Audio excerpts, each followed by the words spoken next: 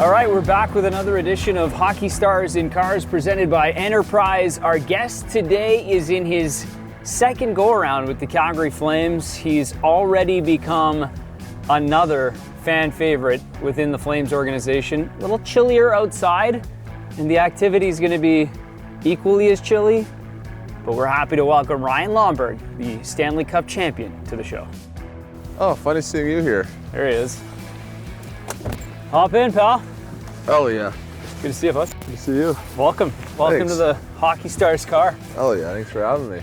Well, what's it like being back in full winter mode here? You had the beautiful Florida weather for a few years, and now you got winter again. Yeah, you know it's beautiful, of course, and my wife and I both grew up in I grew up in Ontario and she grew up in Boston, so we're familiar with the cold and the snow and all that stuff. It's the little things that are a little bit harder, you know. You got to go outside, scrape the car off sometimes, and no, it's great, especially during hockey season. Like you said, it really does feel like just kind of how I grew up, man. It's nice. You kind of see, you know, the stages of the ponds freezing up, and just kind of, you know, you get excited to start seeing the kids getting out there, and I can't wait to get on the pond with my family and kind of, you know, just skate around and play around like how I grew up, you know, first fall in love with the game. So it's pretty cool that we're kind of back in our home environment. It's funny because for you, I mean, it must in some ways kind of feel like coming home in a lot, like you know where it started, and you know, I would imagine that was a big part of coming back here. Really, from day one, it was just so nice to be back. Everybody, you know, in our neighborhood is over the top friendly and inviting and neighborly and welcoming. So ever since day one being back, it's really felt like home. What were your first memories of like the early Flames days? And like, cause you had some teammates, some guys that you still played with that are still, you know, kicking around, obviously, both in the minors, but just, you know, getting an opportunity in this organization and getting your feet wet. It was nothing but a dream come true. You know, obviously would have liked to stay here the whole time and establish myself here. But, you know, looking back, just super thankful for my time here. The first time, had the opportunity to learn from Huska and Kale in the minor league. So it was cool to you know, to be able to learn from them. They got you know, the best out of me, helped me develop and turn into the player I am today. And to be back with them is it's a really cool feeling.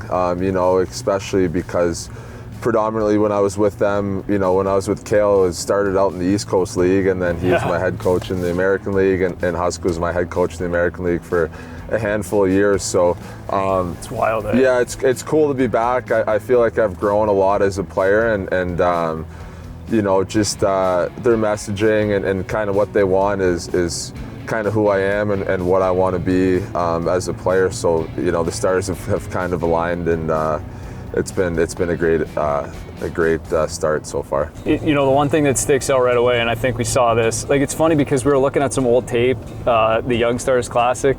I think it was maybe it was your second one, but it was like Chucky was there. Yeah.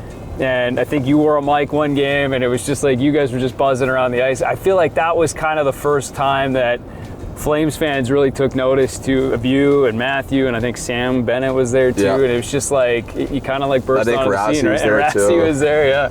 What do you remember? What do you remember about that, and maybe just catching some of that early fandom? Yeah, you're right. And looking back, that was exactly the turning point in my career, because I had, as well as with the antics and the things that the fans saw, my game was pretty dialed in during that tournament. For sure. And it kind of made the front office realize, all right, this kid is playing with the best and top prospects, and he's standing out. So let's give him an opportunity. And it was later that year when I signed my first NHL deal with the Flames, and awesome. I played every game for the American League team, and that had not been done.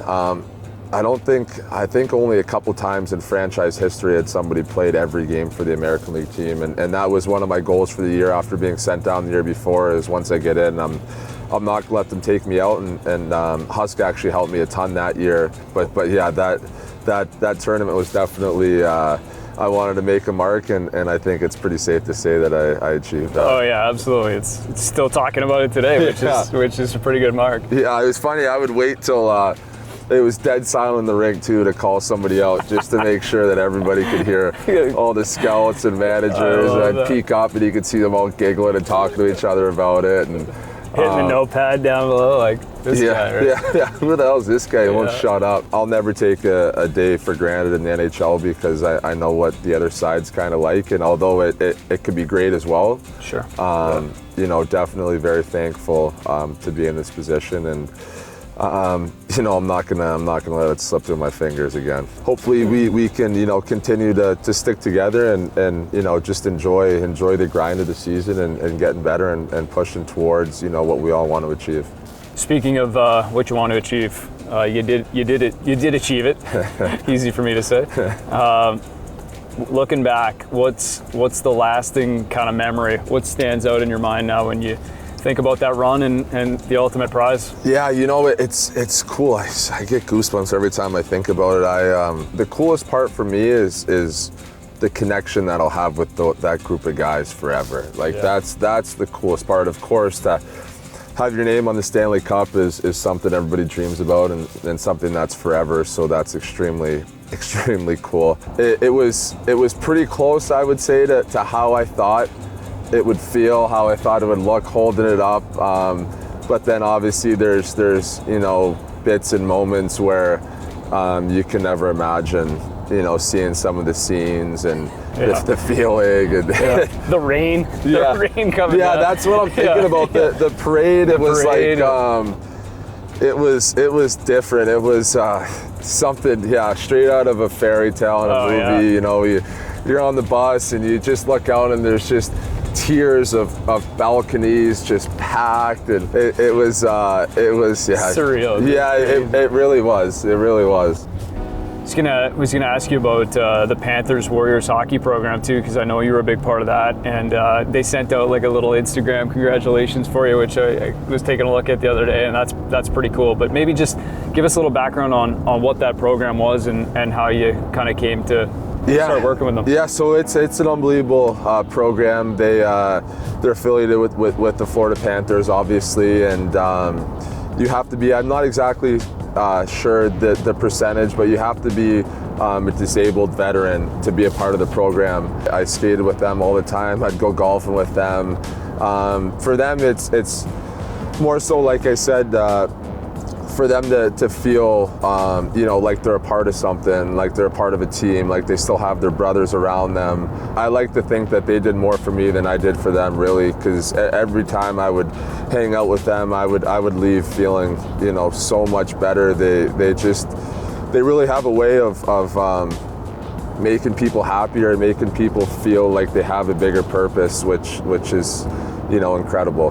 Well, and you know, you have a little inspiration too, you know, from the military side of things with your grandfather too. I mean, did that sort of kinship, did that kind of, you know, almost spark a little bit more for you? Yeah, for sure. And I think that's definitely what started me onto this path of wanting to help in any way I can. Yeah. It was really, you know, the main reason I think why I wanted to get involved. And then the second I got involved, I realized that you know, I really do want to be more involved and want to do anything I can to make these people feel appreciated, because, you know, I think personally, I don't think they're appreciated enough, and that's why I want to make sure that I'm one of the people telling them that they are and making sure that they feel the love they deserve. Yeah, I love that, man. It's great. 2 kids and 1 on the way, but your son would be... He's 2.5, just a little bit over 2.5. So he's getting there to that point where he can put the boots on. Oh yeah, he's gonna, by the end of winter, I would imagine he'll be decent at skating. Absolutely, yeah. You know, and it's gonna be like the Canadian way, you know, like there's right. no skating instructor or anything like that. It's just out on the pond, you know, walk him down to the pond and let him walk around on the ice and fall and get back up and keep doing it. And as long as he's having fun, that's, you know, so we'll probably, you know, limit it at first to make sure he doesn't get too fussy out there, so he continues to, you know, be happy and in a good mood out there. And hot chocolate on the way in. And that's what I remember. My dad used to actually build a rink for me during the winters, like a little one in the backyard. Well, it was a decent size, pretty much our whole backyard. Yeah. Oh yeah, that's what I remember, being out there and coming in for a hot chocolate break or third period of the hockey game. Yeah. Warm up a little bit. Oh man, yeah, that was those are good times. Have you noticed you've got a few more noticed a few more times around the streets and stuff since you've been here? Yeah, it's funny, and it's all like nickname basis too, like Lombo, Lamborghini, you know, it's it's never like Ryan Lomberg. It's like it's hilarious. Full nickname. Then they'll comment, like, give me knocks and like, keep it going, you guys are doing great, and then on your way. So it's really cool to be back in the Canadian market. Right. So I don't know what your lake experience is in terms of the cold plunge, but I mean, you do it every day, I assume, right? Yeah. I try to do it sometimes, but not to your extent. Yeah. This will be interesting now, I think. We got just a couple of things that maybe we thought might help get us ready for the... I was hoping it would have been one of those swimsuits where you don't feel it. Yeah, there we go. All right. Suit, yeah. Nice robe. Like just put the robe on. Yeah, that could work. Yeah. That's great.